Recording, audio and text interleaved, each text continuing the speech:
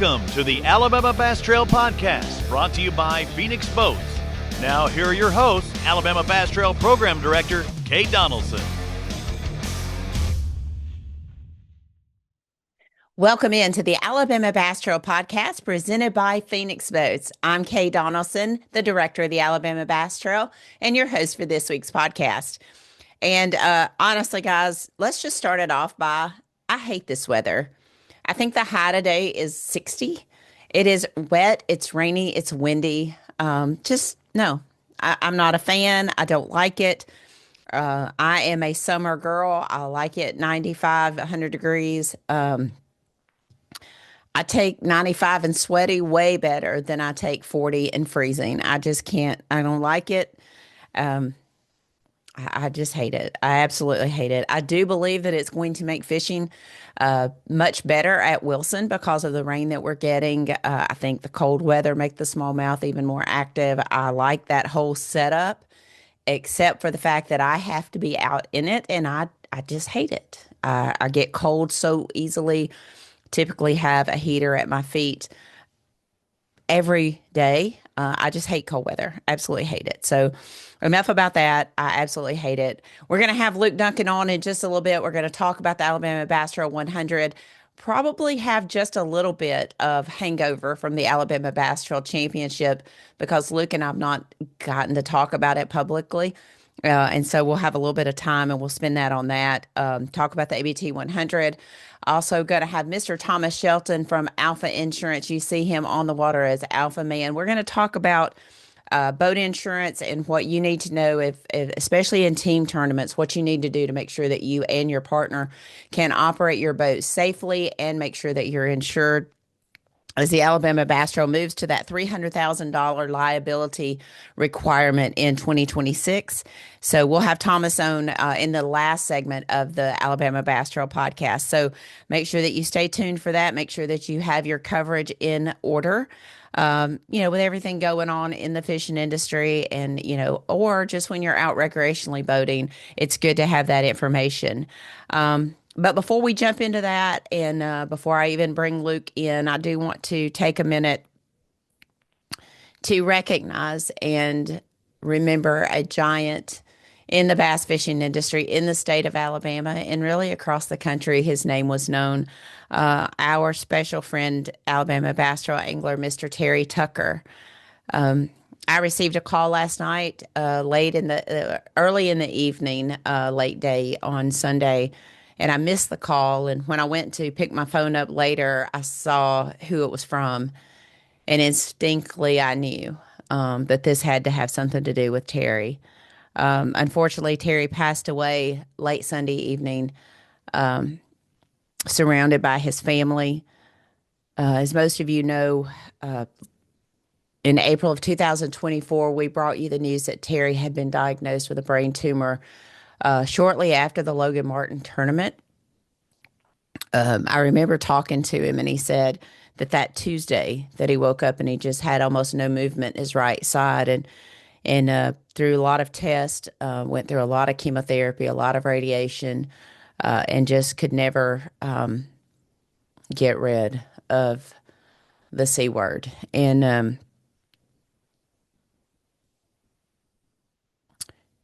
if you know Terry, and a lot of you did, he was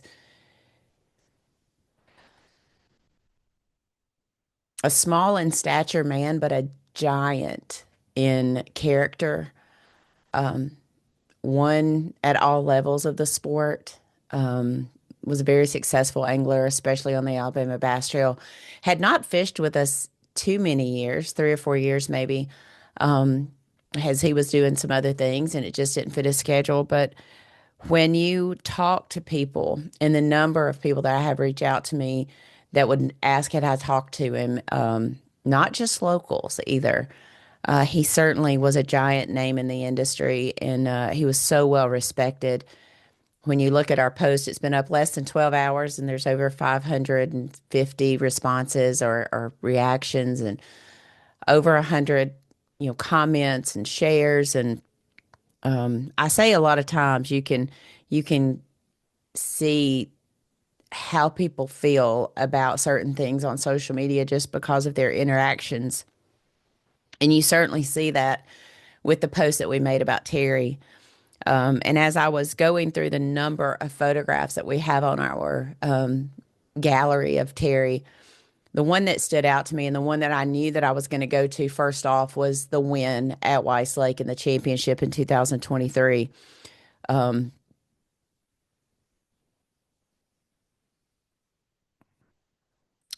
That spoke to me a lot about the relationship that I had with Terry.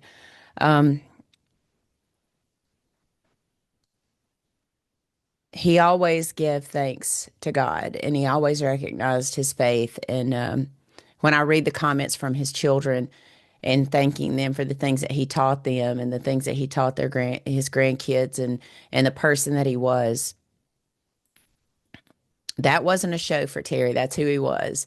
And when I talked to Jeremy and the number of times that I've talked to Jeremy and the emotion that comes out and talking to him, and when I made the phone call to Lee Pitts last night and talked to Lee, and have not talked with Marty Colley and Jeff Cannon yet, but you know the person that he was by the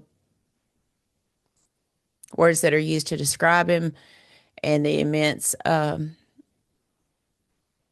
sadness that the people around him feel.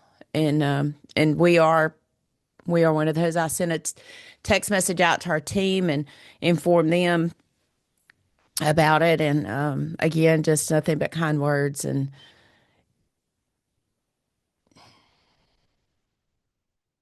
these podcasts are not fun to do when we experience a life lost that was so close to us. So to the Tucker family, I want to thank you for sharing Terry with us and sharing him with the entire fishing community, because from Trip Weldon to Bill Taylor to the Marty Colleys and the Jeff Cannons and the Damian Willis and Chad Hall and Lee Pitts and Jeremy Green and Josh Butts and the people that have expressed their sincere thoughts about Terry. Thank you for sharing him with this fishing community. Thank you for allowing him to be part of our life. Terry didn't practice a lot on Fridays, maybe a couple hours, but he always found time to pull up at whatever boat ramp we were at and take time to speak with me and offer me some type of encouragement or a thanks, or he always had time. And that means a lot to people like me. I mean, a lot of times we get to hear the downside of things, and Terry always made sure that I heard a good positive word before every tournament that he participated in, and I certainly appreciate that. I know Luke Duncan, the voice of the Alabama Bass Trail, had a chance to fish alongside Terry. He had a chance to be the MC of the Alabama Bass Trail when Terry fished with us, and he's going to be on here in just a little bit. We're going to talk a little bit about that, as well as some other things, ABT Championship and ABT 100 at Wilson. But thank you to the Tucker family for sharing Mr. Tucker with us. He will certainly be missed. Terry,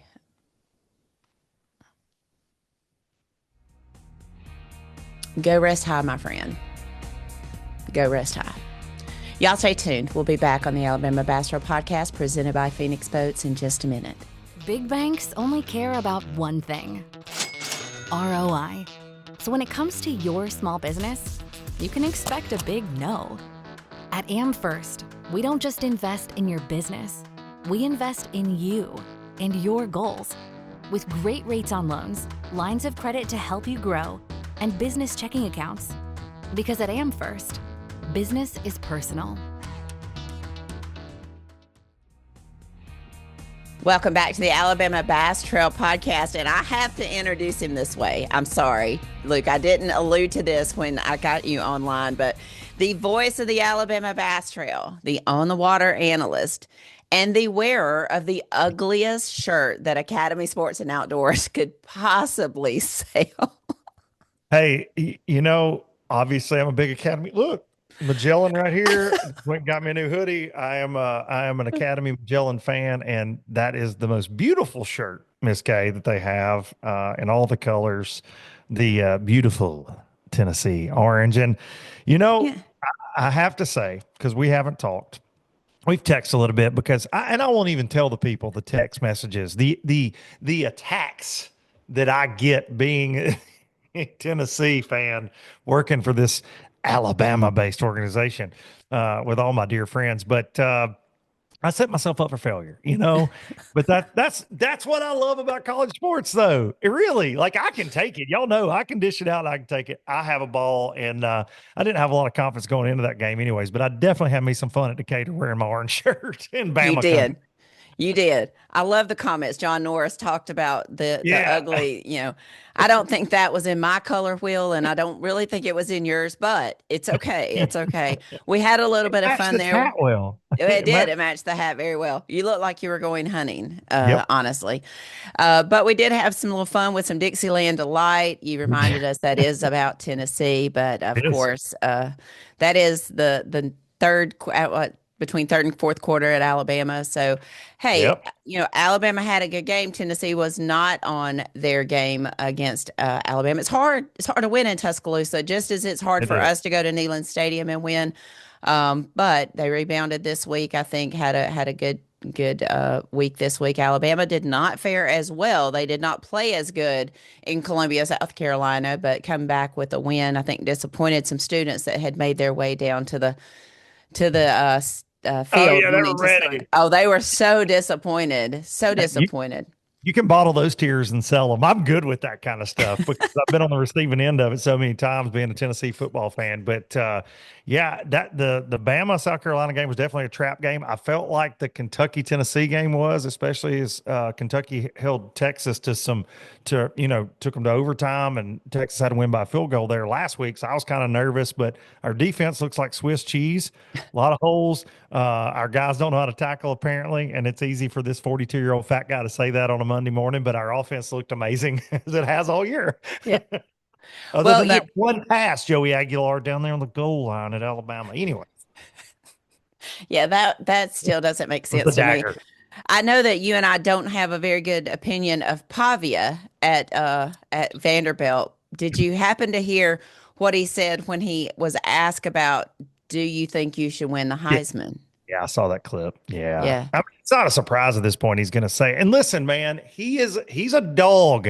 I will give him credit where credit's due. The kid puts them on his back. That entire program revolves around that kid. I think they got a good coach, but that kid, his energy, they're all feeding it off of it. And it's something to see. Like I will say that. I'm not a Vandy guy. Honestly, can't stand Vanderbilt and for a lot of different reasons, to be fair. But maybe because I'm not smart enough to get in there. Maybe that was it. It's just a jealousy thing. That's probably what their fans would say. But I don't think Pavia's got the grades to get in there either. I just said it. There you go. No, I like a little confidence. It's okay to be a little cocky, but he got a lot of it. Well, when Got a you lot. look at him, a transfer into Vanderbilt, one of the oldest players in NCAA history to play the Yeah, game. like 35. Yeah. And then you see the Manning kid at Texas that came in with all this hype, all this NIL, all the things, and it's kind of been a little bit of a disappointment, I think, for So, them, yeah, for not sure. performing at the level. But you don't see that from him. You don't see him saying, hell yeah, I deserve, the Heisman No. Trophy and all that kind of thing. So I wondered what your thoughts were on that. I mean, he is kind of the Lane Kiffin to me for Vanderbilt, because Lane Kiffin is that kind Yeah. of edgy, Yeah. headline guy, which I like. I like Kiffin. I'm a big Kiffin fan. I'm not gonna Yeah. lie. I'm a big Kiffin fan. I don't know, man. I think it's now maybe Pavia's earning it a little bit. Like I think when he was making statements, and again being a Tennessee fan, like we run the state of Tennessee after we blew them out at Vandy last year. It's like easy easy, cowboy. Like you want to pump the brakes there. Mhm. But now we legitimately have to, we end the season playing Vandy. And if we win out, like that could be a game where both of us have the playoffs on the line, which is a bizarre thing to think about, but Right. they're legit. Like they're legit. I watched that Missouri game and man, he put them on his back late in that game to win. So I don't know. I think he's a turd hit. If he was my quarterback, it's kind of like Tennessee baseball, Miss K. We've talked about this a bunch wearing the daddy hat and the fur coat and all the things. If you're playing them, you hate them. If you're a fan, you're like, let's go inject Let's this. go. Let's go. So I'm sure Vandy fans are all about Pavia. And he's no doubt a hard worker. It's a cool story, but I Yeah. think he's a turd head. Well, I want to say this. I've always thought, like the Heisman, I know it's very driven by numbers and passes and Yeah. yards and all the things. I do think it needs to consider that you just said. He has taken that team and put them on his back and changed the culture at Mhm. Vanderbilt. As No much doubt. as I hate that for an Alabama fan, because I also like what Ty Simpson has done, sat No behind doubt. Milroe, waited his He's a time, killer. and every day at practice is a determining factor. So I like his story as well, but I Yeah. do think in the voting that has to say something. Like he's totally changed the mentality at Vanderbilt for being a football team. You know, No, it's a smart doctors college, and you know they've had really good baseball teams. You know, and basketball team can oh be great yeah, times. Yeah, it's Kumar basketball. Rocker was a Yeah, fantastic pitcher sure. there. I mean, I love to go to the SEC tournament, watch them play baseball. I've watched them play basketball. Yes, they have a good basketball team. I'm a huge basketball fan anyway. Not as much football as y'all get into it and all the things been ruined by an Auburn fan that lives downstairs. So I won't even talk about that. Anyway, big Kiffin fan, like Kiffin. I just find myself liking players. You know, I still Yeah, follow yeah. Devontae Smith, you know, and Jalen Hurts and Tua and those kind of players. I like to see that. Yeah, and I'm going to mention this before.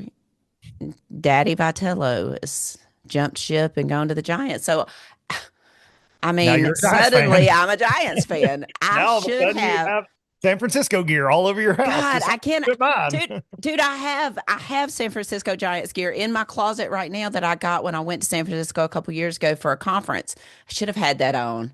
God, I missed the perfect You opportunity did, to. because I would have known I would exactly have. what that was about. I would. God, I'll have to go down and get that here in Chris just a minute. Chris was But like, San Francisco sounds amazing. We I should go to know San we should Francisco. go there. She's wanting to go to San Francisco all of a sudden. I will tell you, one of the most exciting games I've ever seen, and I'm so glad I got to see it because I did get to see Kershaw pitch, and I got to see Buster Posey. He did not play catcher, by the way, but I was very disappointed in that. He's first baseman, and I was on the third base side, so that was disappointing. But I literally was from here to this laptop. From him when they left the stadium, we were out there and we got to see him. And I'm a big Buster Posey fan. But now, I mean, I feel like I am swaying from the Braves to the Giants. Oh yeah. Well, see, and now I feel like I've got to pull for him as well because I'm a big Tony V fan, not for the same reason all you ladies are. No doubt about that. But man, I don't know if you saw his statement that he wrote about leaving the university. It was very cool. Hmm. It was definitely not a PR piece put out by somebody. It was his words. You could tell. I feel Right. like. But yeah, and I think it's cool that his associate head coach Elander, that's who they hired for the head coaching job. You know, who was kind of Tony's right hand man. I think that's awesome to see people get a shot that were waiting in the wings, and that's what all the former players wanted. The current players, they all wanted that, and that's what they announced this past, I believe, Friday on that. So yeah, it was a bad Saturday though, the third Saturday in October between the Vitello news started leaking and then of course the Tennessee Bama game. But yeah, Tony gave us a national championship. My memories, I don't have them on this wall here. I've got them in my office on the other side here. But for our family, those couple runs in the College World Series and then ultimately that national championship, those will be memories that our family will never forget. We were watching. I mean, we're watching. Marissa's taking off work to watch games at 1:15 in the middle of the day, and we were just all caught up in that, and it was a lot of fun. So I could never talk about him leaving. Go get it. First college coach to ever go coach in the pros. Go get it. And I think that's awesome. And we, from an Alabama standpoint, we love Saban. He'll always be part of Alabama history and our household. But I'm kind of that way about Nate Oates too, because we tried to be good at basketball for a long time. I remember the Wimp Sanderson days and all of that. But man, when Nate Oates come in, the whole chemistry, the whole vibe there in Coleman Coliseum was just electric. And I don't remember that, from back, way back in Wimp Sanderson days. So, but yeah, really cool to see that. Proud for Vitello to get to go do that. And I will definitely maybe at Wilson Lake wear my San Francisco Giants gear. Their viewership's going to go up with ladies from the South. They just don't even think about the ticket prices. The ticket prices just went crazy. Yeah. All those in that inner bowl right down there close to, yeah, I get it. All right, let's, I needed to cover that. Like we haven't had that discussion since the third Saturday in October. Before we get into all Alabama Bass Trail stuff, I had a very emotional first segment of the podcast, and you and I, before we jumped on here, had kind of some emotions running. Had to say goodbye to our friend Mr. Terry Tucker. Terry only fished with us 3 or 4 years on the Alabama Bass Trail, but golly bum, what a incredible person and a God, what a man, dude. What a man. He is I've said this, I got to say this to him, which meant a lot to me. That he's just a legend. He was a hero in my life. And just there are certain people in whatever you're into, whether it's fishing, sports, whatever. But for me as a kid, high school fishing didn't exist. People that listen to my podcast hear me say this all the time, but I got to fish with my dad. And when he decided to get us kind of out of our bass club that I started in when I was 12, we started going around to fish, different things like Fishers of Men tournaments. And I started fishing the Redmans as a co-angler at 16. And there were always names at certain places that you just heard. And they were like these larger than life characters, even if they were little bitty fellas. And Terry Tucker was one of those guys for me at like 15, fishing a Fishers of Men tournament at Neely Henry with my dad. And we actually won that event and Terry was in it. But everybody's like at the meeting that Terry Tucker's here. Golly, Terry Tucker. And you start hearing it and then you get to know, and I'm thinking, man, this guy must be a jerk, or whatever. You meet this guy and you're like, oh no, you realize he's an absolute saint of a human, but he takes everybody's money all the time over here. So they absolutely fear him. And man, I fished so many events around him for years and years and years and years. He was just a staple in my life, was always right there. And then it was very cool when I first got to working with you, getting to be back around him, because I had not seen him in a lot of years, but I got to tell him that, that he's a legend.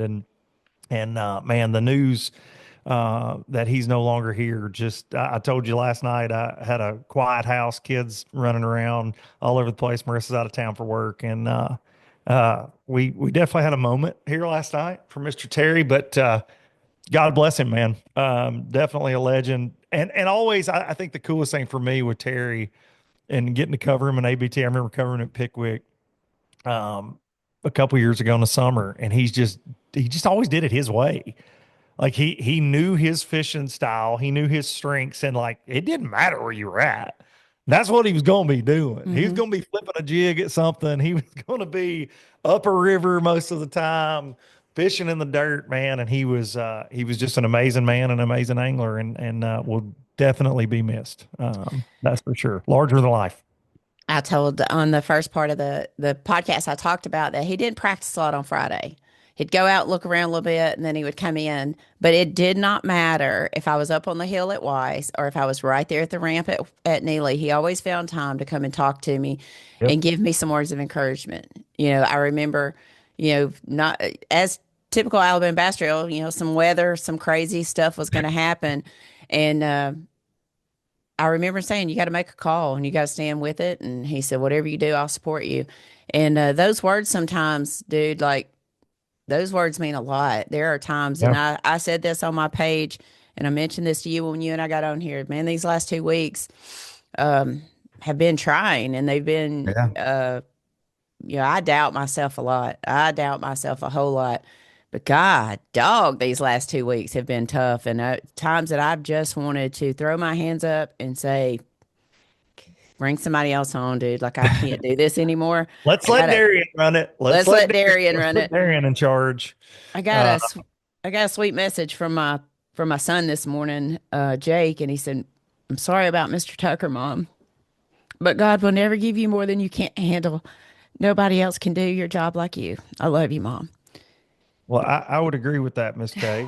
Nobody can do the job like you do the job. And speaking from you, you know a lot about what I've had going on in life the last Yeah, several years, but I had me a pretty good 6 month stretch of it last year where I thought, you know what, uh, what's next? yeah, Because just it was just one thing after another, and fortunately that if you can just put your head down and keep grinding, it will go the other way. yeah, But man, yeah, what a yeah, what a loss, what a man, yeah. what an He was, absolute. and And I'm so grateful he got to win the ABT championship, like all the thank you. things. Like it just makes me so happy. I was looking at those pictures you guys posted last night. And I couldn't look at it long. I'll be honest. It was in the middle of my breakdown about it, to be fair. But man, just that moment, you could just see him in the hot seats, and he was so happy about that, man. He was so proud to have won that. And I'm grateful he got to. I think about all the checks that I've handed out on the Alabama Bass Trail and all the trophies I've handed out on the Alabama Bass Trail, and that one was special. And I've been very clear and open about my relationship with my parents, and I didn't have a relationship with my dad. And I look at people like Terry, and I think, golly, how lucky his kids were, how lucky Oh his yeah, grandkids were, and what a cheat it is that he's gone no doubt. this early in life because he was not that old. And God, my husband was talking to me about, why are you choosing that picture? Don't you want to show the one when he's holding up the big check? And I said, mm-mm. It wasn't about the big check for Terry. That's it. It That's was it. about the achievement. It was about achieving something that only 11 other people had ever done. And he just was And beating that group, right? that Like group. he understood the assignment. Mm-hmm. It's Mm-hmm. not easy, and Right. he won at a lot of different levels over the years. But to Yeah. win an ABT championship is so hard. It is so hard to do. I was looking back at some of his wins, and 10 career wins in the FLW, 59 top tens. He had 249 tournaments. His last win in FLW was at Okeechobee the year that Nick passed away in That's 2018. And I that's right. think it got overcast a little bit because of Nick's death, and Right. probably rightfully so. And Terry would have never been, hard about that. But I was just looking over some of his wins, and um, just a really good guy. This here does not even touch the kind of dude he was. So, to the Tucker family, I do appreciate y'all sharing him with us and allowing us to be a part of his life. As of this morning around 7 o'clock, 569 reactions on social media, 124 comments, and over 35 shares. That tells you right there what people thought of him worldwide, No. not just in Alabama Bass Trail. So, Terry, rest in peace, my brother. Look forward to seeing you again. Look forward to seeing you again. All But right. I hope in heaven there are no bass tournaments, because I don't want to see him ever again. No, there's gonna be some Because if upset heaven's fun. got a Coosa River, that boy right there is already on a tear. Understand that. He is looking for He is those swimming a spotted jig bass. and flipping a jig right now. Yeah. Some Well, we've got a team coming up next year that probably going to bring a lot of Terry with them. Josh Butts and Jeremy Green going to be on that ABT Whew, 100 man, field. what are you talking I about? Yeah, mean, don't you know no that they're going to doubt. be? There'll be some stories in that boat. We'll just have to No doubt. follow them for the stories. That's for And, sure. and, and hey, also before we move on, thoughts and prayers with Jeremy too. They were so close, man. He And called me last night, dude, and he said, "I can't call Pitts, but you call him for me." And I, mm, anyway, yep. bless Jeremy. I mean, I'm gonna tell you what, and he would love this. I remember the first time I met him in person after talking with him on the phone. Dude, I had to do a double take. I was like, it don't Yeah. even match. It don't even No, match. Like, no. yeah. Anyway, I Country, love some country, Jeremy. country, Country as country, a country. cat head biscuit. I Yeah. mean, just Country. country as a cat head biscuit. Love Yeah. Jeremy Green. I know he is in a sad place right now. We've been dealing with this since April of 2024. Knowing the diagnosis and knowing, kind of the prognosis was not great, but man, two great friends. No doubt about that. Amazing respect and admiration for those two guys. So, all right, let's talk a little bit about the Bass Nation. You and I talked about this. I want to do all ABT stuff last. Bass Nation, Zeke Gossett, dude, like, we're all pulling for Zeke. I know you didn't know Brody Robinson, who fishes with us as well, was in seventh place at the end of Yeah. the tournament. Zeke was in fifth. Let's talk a little bit about the impact this is going to have on the Bassmaster Classic, because there's a name right there that you and I've talked about, you, Darian, and I have talked about, that has just been on a dang tear on the Tennessee River. Bass Nation. Nick Trim wins that tournament. I think he's fished First of the all, Opens. congrats to him. And because it was a beat down, Yeah. beat down. Wire to wire, I think, for him. Yeah, Like, wire to yeah. wire. And I think he's got a lot of history there from what I was kind of picking up from the tournament coverage. But man, I fished lacrosse. I said this on my podcast this week. Man, they need to have every event that we ever have there in late October, because there was like an almost 8-pounder weighed in, 6-pound smallmouth. Like, that place has big ones, and I Yeah. didn't realize it had big ones. Yeah. Like, it looked like a Tennessee River tournament. Like, it was awesome. I mean, I wonder, could we have an Alabama Bass Trail tournament across Wisconsin? Oh man, don't get they're going to face comments. I mean, I got excited about it, and coming off the championship of 2 days of just exhaustion, it's hard for me to really get excited about a tournament that quickly. But that one, of course, I know Zeke missed it just by a narrow margin. I don't know much about the second place winner, Noah Winslow. I don't Did not either. know a lot about him. I've read a lot about Nick. I know Matt Adams talked about him a lot on his page as well, having fished against him in the Opens. But probably the name that we're most focused on is third place Dylan Nutt. Dude, him and his brother have been on just an incredible tear over the past 12 to 18 months that I've noticed. And I know you know more about them because of Tennessee, but talk about how you think that's going to affect the Classic up in Knoxville.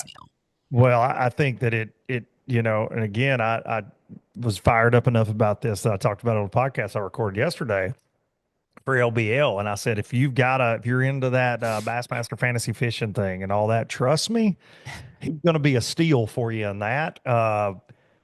He and his brother and Bank Shaw, they're a trio. They run around together. Obviously, we know the success, if you keep up at all, that they're on a tear. But the Nutt brothers have been fishing for a very long time. They started in the junior stuff in the Tennessee, the Bass Nation, worked their way up. It's been really cool seeing like the Bass Nation post all this. Like, they're obviously very proud that one of the guys in the Classic. But I saw all that this weekend as well. But I think that it cannot be understated. We haven't had a Federation guy ever win the Classic but Brian Kirchhoff. So you got that on the line. And this has put a lot of pressure on Dylan. Dylan, I'm sorry. Understand, when you wear the crown of being one of the kings on the Tennessee River, which they have been, especially in the early part of the year, I think he is going to be absolutely deadly in Knoxville, because the last couple up there that Gussie they've won have been their forward-facing sonar events that time of year. It's pretty early in March this year. It's like mid-March, so it's even earlier. He is a master with it, and I'm telling you, unless they change a rule between now and then, that kid will be, and that's a tall order. The Classic has the best of the best of the best, but trust me, he will be unfazed by it, and he will be a problem in Knoxville. The thing that I'm looking at is if it is a forward-facing sonar tournament, which Bass has said it would be because they qualified under forward-facing sonar.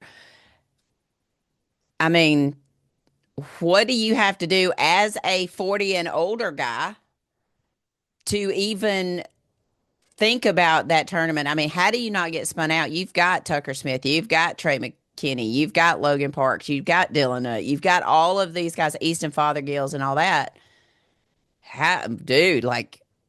I don't even know how you put a team together. Like, well, maybe I just name my team because those would Yeah. probably be my guys. Yeah, But as they should be at that one for yeah, sure. Because those lakes are very tough too. Loudon, Tellico, not exactly the gems of the Tennessee River. It's a right, beautiful area, but they're not great. They're just not great fisheries. Other than they catch some big bags, they're like 2 weeks out of the year. And right. this is local friends of mine that live there. I mean, it just is what it is. And that time of year can kind of be scattered around. Water levels still really low. And it obviously depends on weather and all the things, but the scopers have absolutely dominated there when they've gone. And so for all you folks that are anti live scope, this is probably not going to be another classic that you're going to want to watch because I feel like it'll be primarily that unless there's a flood or something crazy happens. But Which they'll could. which could The yeah, Alabama definitely. Bass Trail has a tournament the week before and the week after, so it could Yeah, happen. exactly. Well, and the fact that it's right there in mid-March. I mean, that's Yeah, when we start getting dumped on yeah, about Mother Nature most of the time. So yeah, better watch. I mean, all those guys earned it from the federation, but from the nation. But Dylan Hunt, yeah, I would not want him on the roster. But the ones you just think, I mean, the Eastons, the Trey McKinneys, the Tucker Smiths, and the list goes on and on and on. It's always hard to pick a winner of the classic because they're just yeah. all so good. Yeah. Dylan It's going to Tate be a probably. fun classic. Looking forward to being back in Knoxville. Hopefully, You you'll have do. a location for the Oh, low budget oh, we live got one coming up. So, already. okay, We've okay, already we'll got talk one. about that. Yeah. Yeah. Um, okay, we have not talked publicly about the Alabama Bass Trail Championship since we had it a couple weeks ago. Donnie Beck, Tony Harvey, 4103 did not break the all-time record, but had a great 2 days on Wheeler Lake. I think, you know, fishing up there at the dam, we knew day two was going to be a little more crowded. It proved to be. But dude, coming in on day one, a 762 and a 680. So 15 pounds and two fish, and you had 21 pounds. I Yeah. mean, do you Incredible. think you can go back out day two and do that? I mean, they told me no, but what did they? Yeah. I mean, those two bites obviously go a long way, but if it had been, and this is no shot at any other team, it'll sound like that. But if it had been anybody else, I would have probably said, yeah, it's a little luck, you know. And that's what Darian and I were actually talking about that morning at the ramp of day two. I'm like, if it was anybody else, yeah, but it's Donnie and Tony who have forgotten more about this place than most guys know. And if they catch them another 18 another way today or 19, which Lord, we didn't know how close it was actually going to be. Right. They needed every ounce that they got, obviously. But if it had been anybody else, you kind of go with that luck thing. Man, it's two giant bites, but man, those guys are just so dangerous on the river and always have been. And what a cool win for them. I was pulling, you know, we're not supposed to pull for anybody, but I was pulling for a lot of the teams in the top five. Harold and Smart are such great guys. They were runner up last year, and they were not, you know, running the damn program or the live scope program. They were doing their thing. They were like the lone wolves down there on the lower end of the lake catching them. And I was kind of pulling for them, you know, like, man, they might put this thing together. And then of course, you know, Fisher and Ryan, the story with Fisher almost, you know, qualifying for the Elite Series. It was potentially their last team tournament together for a very long time at that stage. Would have been cool to see them win. And I'm always going to be partial to the Brewer boys. I love Nathan and Hunter, known them my whole life. And I mean, realistically, them going out in second, I thought they had a shot too. They were right next to Donnie and Tony. They know the drill. And you know, they just came up a little short. But Donnie's emotional reaction to winning on stage was one of the coolest winning moments I've ever got to be a part of. And so just huge congrats to those guys again. I I said the same thing, just the sheer emotion of it, because we as promoters talk about $50,000 and bonus money and all the things, and very similar to Terry Tucker, that was not Donnie's motivation at all. It was how proud his mama was going to be, how proud Yeah, Heather was going to be. yeah. Um, just the achievement of doing that with somebody that you're so close to, with him and Tony.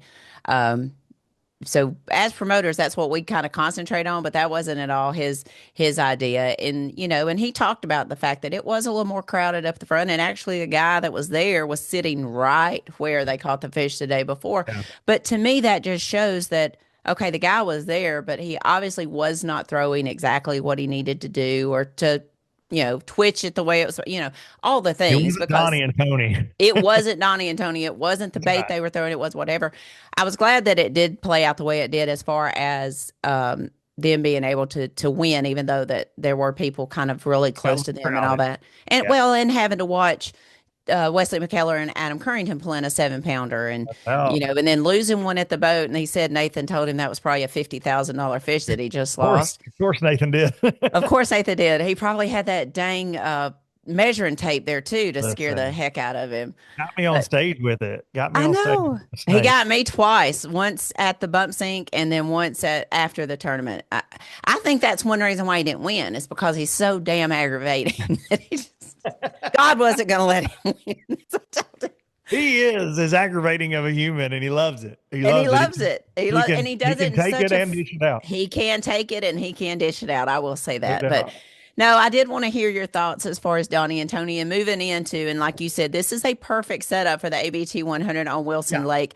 I don't know that your eyes have glistened as much, except for when you met Miss Marissa, as it has thinking about Wilson Lake in November on the ABT 100. Like, you have been fired up about this since we announced that schedule. Yeah, I have. And, when we talked about Mr. Terry Tucker, Donnie Beck and Tony Harvey are two dudes like that in my life as well. From the first night tournaments that I ever fished with my dad when I was a kid, you start hearing about Donnie and Tony. And I've donated to them many times. I've probably built Donnie a house at this point with entry fee money that he's taken from me over the years. And such a sweetheart of a guy too. And him and Tony, both great guys.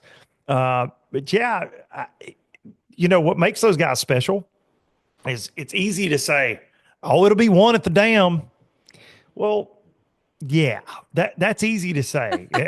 and the dam is such a relative term, right? And I'm talking about like folks from out of town when we have these Tennessee River tournaments. And I grew up fishing below the dams, but nowhere near to the level of the Brewers or a Donnie Beck, Tony Harvey, and so many others, right?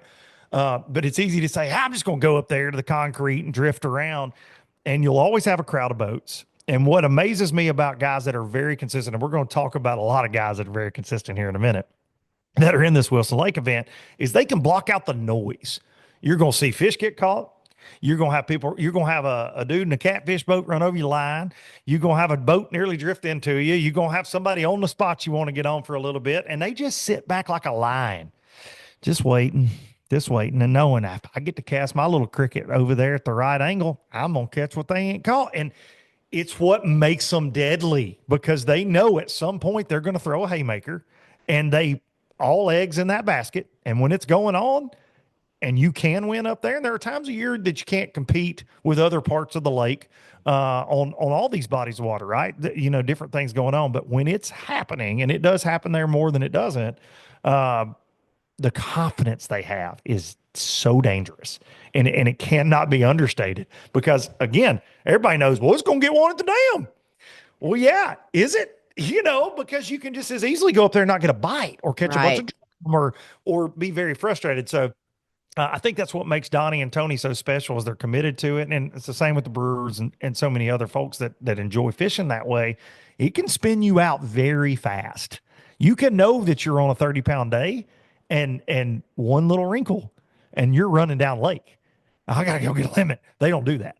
Those guys don't do that. They're all or nothing with that situation. So yeah, it's a perfect segue, because Wilson Lake will be a little crowded around the concrete, to say the least, especially after that win. And I'm going to get text after this podcast like, bro, shut up. But everybody knows it will be bumper boats for sure below Wheeler Dam. But somebody will, in my opinion, it'll be one there. It's just where the biggest quality population tends to live, on Wilson Lake. It's where most of the tournaments are won. I said earlier this year we had potential to see some big weights if we got some cold weather. Well, guess what, Miss Kay? We got some cold weather. And so the big smallmouth are going to be biting.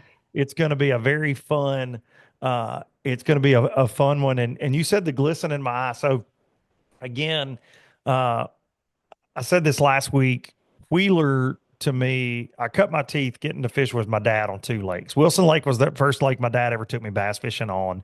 I used to spend probably over 100 days a year there when I was in college. It's just always been, it's really close to the house. If I've got 2 hours to go fishing, it's where I go. It's a small lake. You can kind of figure out something to get a bite. And it's just a great lake. For its size, for the fishing pressure, it's one of the best lakes in the country, period, in the story. And it kicks out massive weights a lot of time. But there's never been a tournament of this caliber there.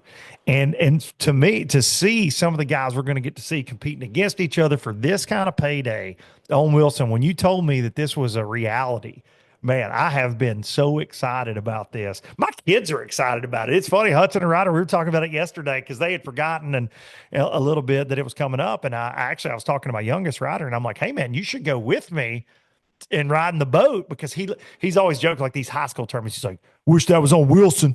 Every time we look at a schedule, he's like, wish it was on Wilson, because it's their favorite lake. Because again, it's close where we go, and they think it's the greatest lake in the world. They would rather go there than the St. Lawrence River. Like they love going to Wilson. So I'm very excited. We got a cast of characters on this roster that's going to make it very interesting, because we do have the best of the best of the best of the best, in my opinion. We've got some fantastic Wilson Lake fishermen, and then we've got some guys that just catch them all over the place. So it's going to be, I think it's going to be our most interesting tournament of the year, based on how big the lake is, the roster, all the things, the weather. I think it's going to be very interesting. I compare this really to like the Bassmaster Classic, like because of the people that are in this tournament, and they're names that we know, but maybe the listeners to this podcast or new to the Alabama Bass Trail don't know the Surratts. I mean, which would be really cool to see Jason Cannon come back. You know, Jason suffered a heart attack this summer. Glad to see him back. And, but 15,000 acres. So you talk about the size of this lake. It's 15,000 acres. We've not really gone into that winter drawdown right now. I mean, I think we're looking at it probably right after this tournament. You're going to start seeing that winter drawdown. We've had a little bit of rain. We're looking at about 1.25 inches between now and then. Rain up until probably Wednesday. We got 80% chance of showers, 30% chance on Thursday. Then the sun's going to come out. So we're going to have a little more current, I think, than what we had at the ABT Championship. 15,000 acres, 100 boats. Last tournament of the year, probably going to have 5 or so not show up. So that's going to decrease your field down to 95. But a stacked roster, dude. Like even Donnie and Tony, when I had them on, said, hey, we're not counting out Matt Adams and Jason Whitehead either. Oh, no, you can't. Yeah, they understand the program too. There are so many guys. Like this one's going to be, we always do our picks. This will be the hardest one for me to pick ever. I've got a lot of friends in it. I've got a lot of people that I respect dearly in it. This one will be a tough one for me, to say the very least. But before we get into our picks, we put a lot of pressure on the dam. It will also, Wilson, it sets up, the lower end sets up like a highland lake, a lot of deep bluffs, a lot of deep water, creek channels, and there's a massive fish population on the lower end of the lake, massive. But on your best day of your life, it's very hard to catch 25 pounds down there. Does it happen? Yes. Can it happen Saturday? Absolutely. Will it happen? We'll see. That being said, it does set up to be a scopers situation as well. And we have got some fantastic scopers in this roster. That's the wild card for me. And the most intriguing thing about this being on a lake that I love so much is, could we see fireworks on a different part of the lake from somebody that's proficient with live scope, away from the dam, while all the dam all-stars are going round robin? Is that your plug for Zeke Gossett and Ethan King there? Yeah, Justin Bussey, Ben Webb. Briar Chambers. There are so many that are great with it. So we'll see. We'll see. But does your best day get you 18 pounds down there? I don't know. Just depends on what they find. Obviously, no pressure, guys. No pressure. Scope. All right. Well, let's hear it. Who have you got in your top 3 or 5, whatever you want to do? I think I got top 12. I've got like 15. Dude, I wouldn't be surprised because it's so hard. You should see my notes. It's ridiculous for this event. Obviously, Donnie Beck, Tony Harvey, going to be, momentum's huge in fishing. they don't need any momentum when it comes to a fall wintertime tournament on the Tennessee River, especially on Wilson Lake.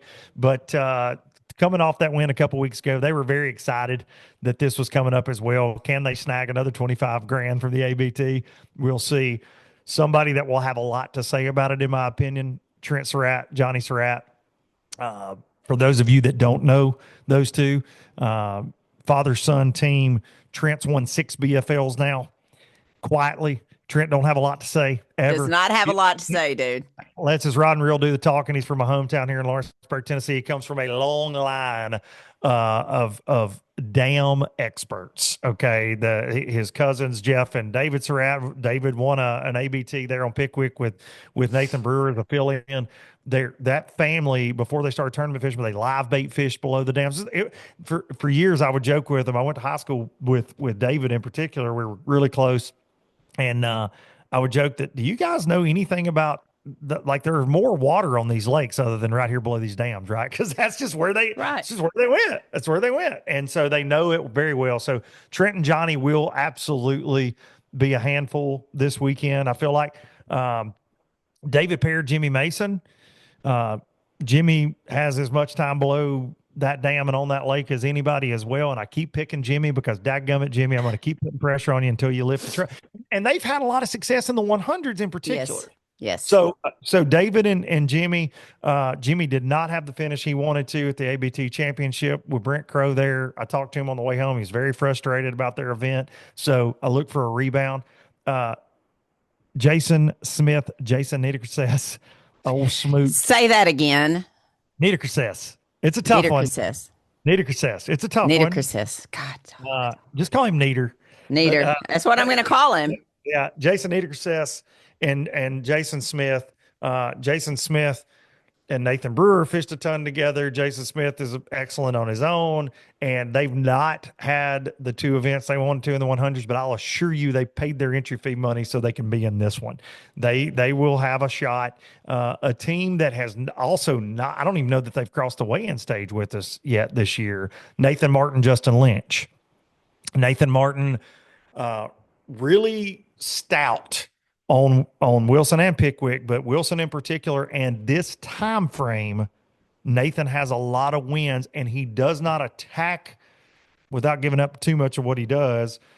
He doesn't attack this like Donnie and the Surratts. He's got some stuff he does at the dam, but not necessarily at the dam without saying too much. But he could be interesting here. My dark horses are I've got 2, but Justin Bussey, Ben Webb, Zeke and Ethan, because Zeke and Ethan can also play the tail race game, but they can also scope you to death. And Zeke's on such a crazy run right now with making the BFL All-American, with almost going to the Classic, top 5 out of 250 boats at La Crosse, Wisconsin. I mean, I look for those guys to do well. Justin Bussey, Ben Webb, they're neck and neck in the Angler of the Year race too. Both those guys, both those teams. So Bussey and Webb had a frustrating year in the normal ABTs after winning Angler of the Year. They've been on fire in the ABT 100. So it'd be interesting to see. I've also got to give and this is not really dark horse stuff, but I'm going to throw some other names out here real quick just because I got to. Jason Cannon. Shout out to my dude, Jason. Love me some Jason Cannon. J.D. Bedford. They're excellent on this lake as well. And Troy Simbeck and Terry McCormick, 2 dudes that I fished a bass club against when I was 12 years old, near and dear to my heart. And Terry lives on Wilson. They forgot more about Wilson than I'll ever know. So got to throw them out. The wild card though, Miss K, before we get to your picks, I got to say is boat number. And when boat numbers were given out at Gunnersville, all these guys I'm mentioning, we were at the meeting. All of a sudden you start hearing in the crowd. Right. Because they were calculating their Wilson Lake boat numbers, and they all have very bad boat numbers. As far as they are late. They are late. They're late boat numbers for what they want to go do. So how will that shake things out? And that's all I've heard all year, the whining and crying from this crew on, because I'm like, well, we got Wilson. We still got Wilson coming up, guys. And they're like, yeah, stinking boat number. So, that will play a factor because like we said at Gunnersville Dam, in the ABT championship, somebody might not win in front of you, but they can get in your way. Right. Who can navigate the traffic the best up there Saturday? That'll be a determining factor, in my opinion. Sorry, I'm so excited. I can't stop talking. No, I'm totally there with you. I I'm was pumped looking at, up. and I've not got to pay as close attention because I've been dealing with boater safety and insurance and all the things. So I haven't got to study my list as closely. But looking at some of your picks, I mean, Zeke and Ethan, they're going to get their boat number tonight, but they already know they're going out boat number 2. Will they choose to go the lower end and do the scope, or will they run to the concrete? Because I think they can do both. So I do Yeah. think, I'm going to go Matt Adams and Jason Wisnat too, because they're going to be in that first flight. And really, the flight doesn't give you a whole lot of extra time. Like it's an No. hour, not like Yeah. it is in the ABT one, in the regular ABT. So certainly, I've got Donnie Beck and Tony on mine. I've got Trent and Johnny, Jason Cannon, all those guys. We have the same people. It's hard for me with a dark horse just because I just don't Just know, whatever. dude. Like it is so many people. I mean, Nolan Spencer's and his dad Robbie. Nolan and Jonathan had a great week at Wheeler Yep. as Yep. well. They finished third, left before we did the check presentations. I'm Shame, gonna say, shame. shame. I, dude, there's just so many. I guess if I had to go, I mean, you've got Derek Hicks and Alex Davis too that I think could do Oh, really well there as well. Mitch Mitchell, Austin Weaver.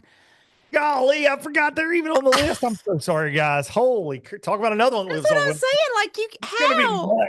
It's gonna be nut. Anyone, any one of these guys can come out here and do it. A gigantic local tournament for 25 grand with a bunch of pros in it is also. Yeah. I mean, It's let's not insane. talk about Scott Canterbury. Let's not talk about Justin Oh Hamner. Let's no. not talk about all that. I mean, Yeah. this Russ Lane, tournament, Chris Rutland.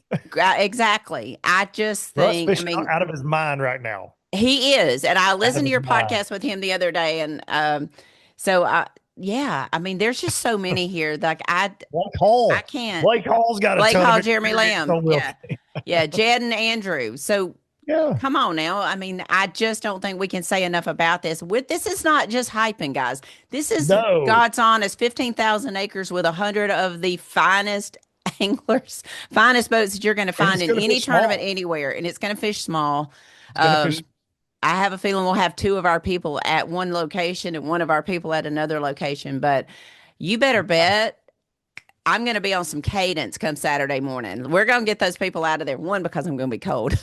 2 Yeah. is we want them fishing. We want to go live really early. I think it's going to be a lot of fun. I need to know, what is your weight prediction to take home that 25, possible $33,000 with that Phoenix first flight money? What do you think it's going to take to take that I'm home? gonna say a minimum of 25 on Saturday. I think it takes 25 pounds. I don't, there's not enough, unfortunately, there's not enough big tournaments, and I haven't been plugged in to know what it's been taken. September can be stingy, October can be stingy, but normally when we kind of shift, especially with this weather, you start seeing those 25-pound plus bags. I'm going to say with this group, you're going to need 25. You're gonna need 25 to win. I love the opportunity to see some really pretty smallmouth Be weighed in. all these too. My only concern, I love that weight prediction, by the way, but my only concern is the ABT guys, ABT 100 guys especially, they put in their time. Will multiple days of practice hurt, the weights? Because these dudes come, they come, they're going to be there Wednesday, Thursday, Friday practicing. I know some So guys that was there. Joe Lucarelli was there this weekend, and he said, hey, this weather can just freaking go on somewhere. blow. I mean, it blew. The wind blew. Yeah. I mean, it was Wilson crazy. gets rough. Wilson, that's another, X factor on Wilson. Wilson's one of the roughest lakes in the country when it wants to be. If it blows at the wrong angle, it can be miserable. So no, on the pressure thing, especially when you're talking tail race and that end of the lake, it gets obliterated 365 days a year. Those fish, they know what's up. They know the drill. They know the serial numbers on swim baits and scroungers at this point. So trust me, it'll be fine. They'll catch them. The biggest thing is can you get where you want to get? What's the current situation going to look like for you, because everybody's going to want it a little different. Everybody's got their deal that they do. And, the lake, though, and I don't want to put all the emphasis on the lake is as healthy as I've seen it. It's always very healthy, but it all over the place. We got grass in some places now. Like there are other ways to catch bass, but it seems like the fattest one seemed to like the concrete. I will say that. Donnie and all them are going, thanks, Luke, for hopping up the damn bite for an hour on the podcast. Listen, if everybody don't know that by this point, you've been asleep under a freaking rock. Yeah, I don't think we're telling people anything they don't already know, but I do know that you have had a glisten in your eye since we talked about this. I know you really didn't think I would go there with it. I just want to say we go and we showcase Wadowee and we see another tournament trail and decide to go there. Oh, wow. Okay. Weiss too. Weiss Lake too. I just want to say, you're welcome, MLF, for me showing you the greatest places in the state of Alabama to go and host your fishing tournaments. So when I saw that they were hosting out of Oxford, actually, Noah Dickinson, Wadowee's near and dear to his heart. It's near and dear to mine too. I've only been there one time. I loved it. And I told him, I was like, MLF's going to Wadowee. And he's like, well, I don't know. I said, dude, they're going out of Oxford. They're going to Wadowee. And what did they do? They went to Wadowee. And Wadowee didn't show out with big largemouth like I thought it would. I think there was one, almost 6-pounder weighed in, John Hunter caught.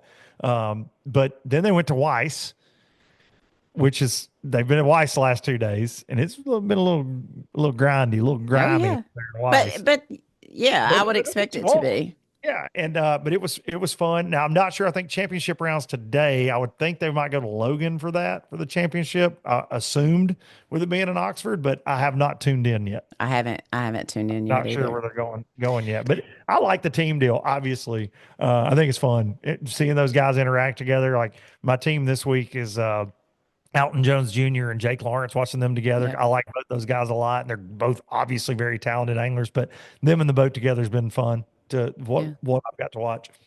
I think they need to come to the dark side and come fish Alabama Bass Trail 100s one time. I just think they need to come and do that. I'm a hype man. I don't know Junior that well, so I can't really tell him that, but I'd like to see him come and do that. I can. Trust me. I can. You got a pick for the Angler of the Year? Bussy and Webb have a 2-point lead over Zeke and Ethan. Zeke and Ethan lost out on it last year. Are they coming back for revenge? You've got Matt Adams, Jason Whitehead. They are 11 points behind. Any ideas, any picks for the Angler of the Year? 11 points is hard to overcome in a 100-boat field. I will say that. It's hard to get that separation when guys are this good. Man, I love Justin Bussy and Ben Webb. I just want to say that they are two of my favorite guys out there that I get to cover. They're always very gracious. Hey, pull over here, get right here, put that camera right here. They're awesome. But I think it's very hard to ignore the run that Zeke Gossett and Ethan King have been on. I think and Zeke in particular right now is fishing the best he's fishing a very long time, which is terrifying. So it'd be hard for me to pick against Zeke and Ethan. They want it. They want it in ABT South, and be hard for me to pick against them. Sorry, Justin and Ben. I love y'all. Tighten up. You told me you were going to win the championship. I pulled up on you. You said you had the winning deal going on. Tighten up. Tighten up. Well, thank you, Mr. Luke. I appreciate your time this morning. There you have it. Zeke and Ethan, he has picked for the Angler of the Year. They get to take home these belts right here. I didn't wear it this year. I thought I'd just display it right up here by my 1,000 of notebooks. Yeah. You're going to wear it Saturday. Below the dam. We'll send one with you, one with Darian or Luke or Darian and Jason, and see which one of y'all come back with it. Okay. Okay. Right. Thank you so much. Have a great day. There you have it. Luke Duncan, the voice of the Alabama Bass Trail and the wearer of the ugliest shirt in Academy Sports and Outdoor History. We'll be back in just a moment on the Alabama Bass Trail podcast. We'll catch up with Mr. Thomas Shelton, going to talk all things Alfa Insurance and boating insurance. Y'all stay tuned. Research and development is more than just time in the shop for us. It's time out here. Sweating the details. Making boats that work as well in the real world as they do on paper. From our R&D team to our anglers on the water, we have the knowledge and passion to build you the finest fishing platform in the world. Welcome back to the third segment of the Alabama Bass Trail Podcast. Mr. Thomas Shelton, Alfa man, Alfa insurance agent with us right now. We're going to talk a lot about insurance. Thomas, being an angler, has fished the Alabama Bass Trail as well as the NPFL and lots of other tournaments throughout the state of Alabama and across the country. Thomas, welcome to the Alabama Bass Trail Podcast.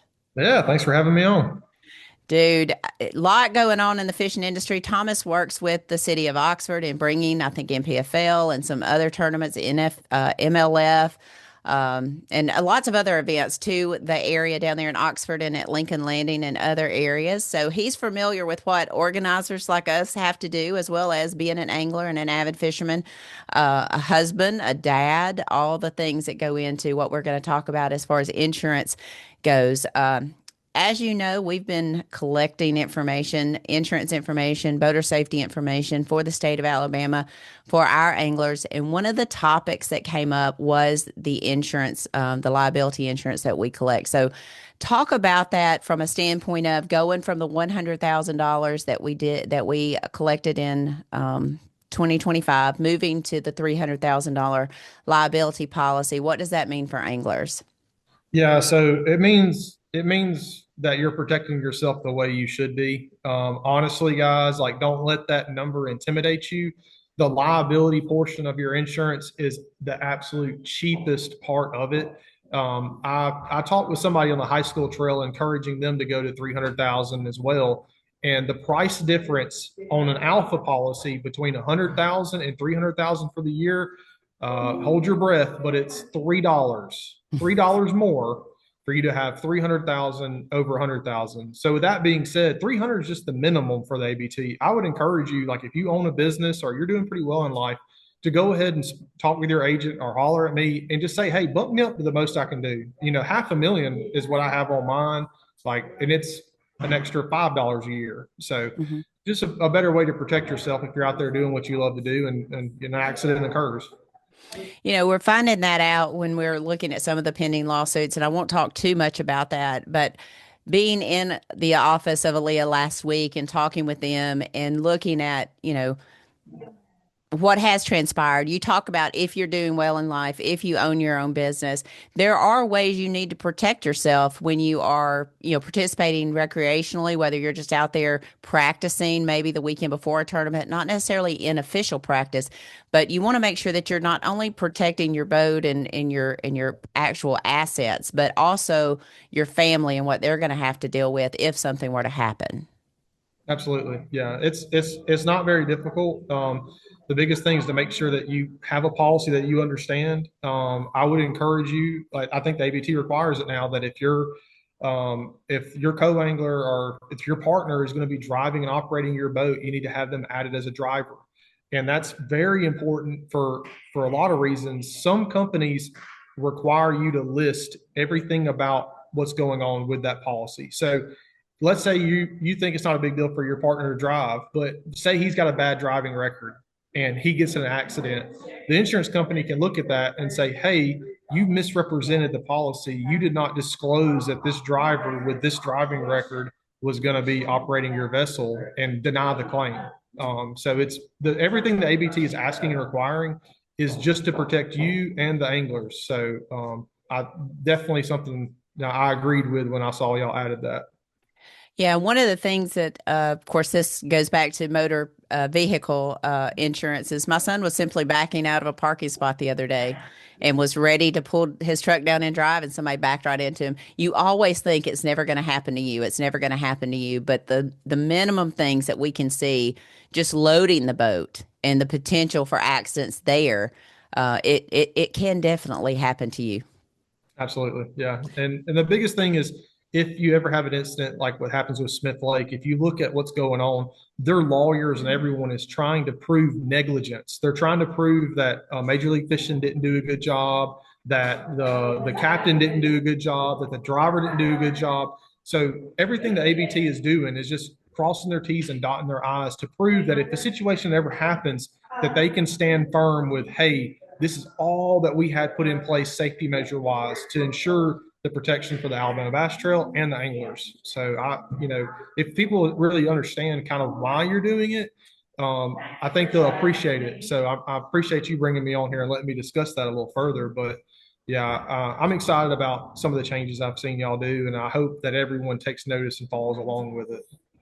Well, and talking about that too is at the end of the day, anglers are leaving for the most part, you're leaving your wife and your children at home and you're going out and you're participating, whether you're recreational angling or whether you're participating in a tournament, you're leaving them at home. And what you want to make sure is that you've covered everything that you need to cover for those people who may or may not be left behind. And that doesn't really affect the Alabama Bass Trail, but it does because we want this to be a big family and we feel for your families. We see them out at the weigh-ins. We get to know them through social media. So we do want them to be protected as well. And I think it's very important for anglers to understand that there's more boats on the water now than we've ever seen in the state of Alabama. You know, we see more people practicing. We see more people just enjoying the waterways, whether they're jet skiing, whether they're pontoon boating, whether they're doing, wake boating, whatever. So the amount of boats that are on the water now that may not be participating in a bass tournament, there's still a lot more boats on the water now. And it is very important that you make sure that your coverage is adequate and even more than adequate. Yeah, absolutely. Yeah. And the biggest thing I see is there's people that get insurance on their boats and their insurance agents may be good people, but they don't understand boating. They don't understand fishing. They don't understand tournaments.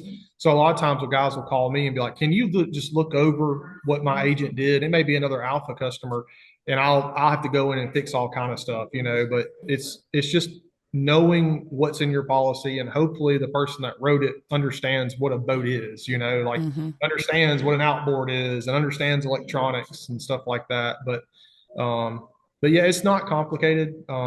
It's actually very simple. So if anybody ever needs any help, feel free to reach out to me and I'll be glad to assist you. Well, I think also too, it's important when someone like you, Thomas, sits down with a client, that they understand the entire scope of their insurance. I mean, your homeowner's insurance and what that, compensates you for, your life insurance, your boating insurance, your vehicle insurance, all of that is more of a package. And I think people really need to understand that, and it can all work hand in hand and make sure that you're adequately covered across all kind of spectrums as well.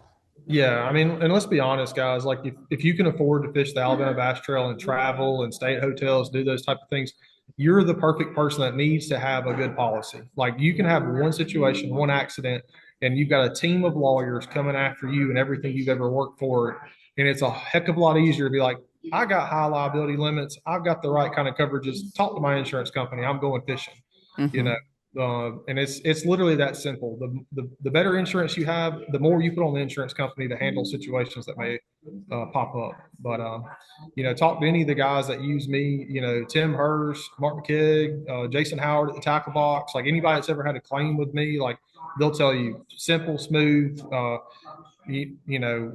typically write a policy to where if something happens, you're hopefully back on the water the following weekend.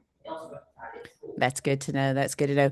Well, any predictions that you have for Wilson? I know you took some time last week when we were at the ABT Championship to go up there and kind of mess around. Any predictions you have for the ABT 100 at Wilson Lake? No. I was messing with my buddies on that. I was actually on Wheeler. I've never been to Wilson. I'll see it for the first time Thursday. Okay. Me and Will are going to be there Thursday. I'll fish half a day Friday. I got to come back home, take the kids trick-or-treating, and then I'll be headed back up there about 2:00 in the morning Saturday to fish the tournament. So we're going to go try to survive and hope for a big bite. That's what our plan is. Well, I know Luke and I just had a long conversation about Wilson Lake. I think he is as giddy as I have ever seen him about a tournament, maybe more than the Bassmaster Classic. Like, he is so excited about it. And with the roster of anglers and the numbers, 100 boats, it's only an hour difference in when you weigh in. So it's going to be a lot of fun to see all that transpire and a big Angler of the Year handed out, as well as over $100,000. So I love the ABT 100. It's quick in, quick out. I mean, it's a lot of fun, and it's what a stout field. If anyone's ever fished the ABT 100, it will spoil you so bad. Like, I remember the first time I fished the ABTs and then signed up for the 100s. And the ABTs, it's difficult. There's a lot of boats, a lot going on. You got to get there super early, and you're praying you get on your spot. And then you fish the 100, and it's just like smooth as butter. And I mean, I don't know how the 100 doesn't fill up in the first minute and a half. But I'm looking forward to it as well. I've enjoyed it, and I'm looking forward to next season as well. It's going to be a lot of fun. Small body of water, 100 boats, and I mean, 200 flat out fish catchers is all you can say. So, Thomas, thank you so much. Thank you for what you do for your Alfa clients. And guys, if you don't have Thomas's information, we'll link it here in the podcast so that you have it. You'll see him a lot around the Alabama Bass Trail in the next couple of years. So thank you, Thomas, for being with us, and we'll see you on Thursday at Wilson Lake. All right. Catch y'all later. There you go, guys. Thomas Shelton with Alfa Insurance. We'll put all of his contact information down here. You can always find him on Facebook as well. So y'all stay tuned. We'll be back in just a minute. We'll wrap this thing up and get you back out on the water. Be right back.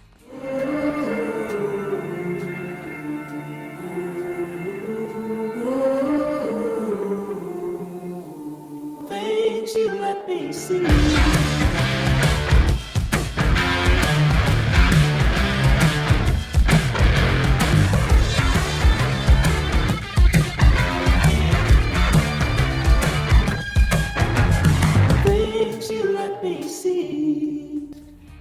Welcome back to the final segment of the Alabama Bass Trail Podcast presented by Phoenix Boats. I want to thank Luke Duncan and Thomas Shelton for joining me today on the podcast. Couple things, just reminders. We are 34 days away. December the 1st is the final day to make your ABT 100 payments. You can do that by going to alabamabastrail100.org. Click on register and then pay your balance. Those are due on or before December the 1st. 5 o'clock, close of business, preferably, because we are not available after 5 that day. So please make sure that you get those payments due. You will be receiving a text message around the 15th of November, giving you your team ID and PIN number if you don't have those. Everyone will receive that text message. So even if you've made your payments, you'll probably still get that text message. And then 52 days, December the 19th is the final day to make your Alabama Bass Trail payments. So that is, I think, on a Friday. I could be wrong, but December the 19th, 52 days away. Again, you will need your team ID and PIN number. John will make sure that you have a text message sometime around the 5th, 10th, something like that, so that you have your team ID and PIN number. Please make sure that you get those paid. We do like to have all of that wrapped up before we leave to go into the holiday season to allow our team time to enjoy the holidays with their families. So this has been a little bit longer podcast than normal, but I do think that sometimes that's warranted when you have someone to remember like we do with Mr. Terry. It's okay to have a little bit longer podcast. I do appreciate everybody tuning in. The numbers for the championship were amazing. We hope that you'll tune in this Saturday, November the 1st, for the Alabama Bass Trail 100 on Wilson Lake. It's going to be a really good time. You'll be able to watch it on our YouTube channel, Alabama Bass Trail TV, as well as on alabamabastrail100.org, on Alabama Bass Trail, and on all of our Facebook station. So you'll be able to watch that 5 hours of live coverage coming to you from Wilson Lake there in Florence, Alabama. Thank you, Brody Gravitt, the Florence Lauderdale Tourism Bureau, for having us. Looking forward to being there, be able to watch Alabama Bass Trail Live presented by AmFirst. Looking forward to it. It's going to be a lot of fun rounding out this season so that we can gear up for 2026. Thank you for tuning in. As always, please take time to love on your people, hug your people, love your mom and them, slip those fur babies a little extra treat every now and again, and just take time to be where your feet are. Thank you for tuning in. Thank you for being a fan of the Alabama Bass Trail. It's been a long, emotional day already, but we're going to get through it. Thank you guys for tuning in. Y'all go have a good day. Get out and enjoy the great state of Alabama or whatever state that you're in. God bless, good fishing, and peace out. Thanks for listening to the Alabama Bass Trail Podcast. To learn more about the Alabama Bass Trail, make sure and visit alabamabastrail.org.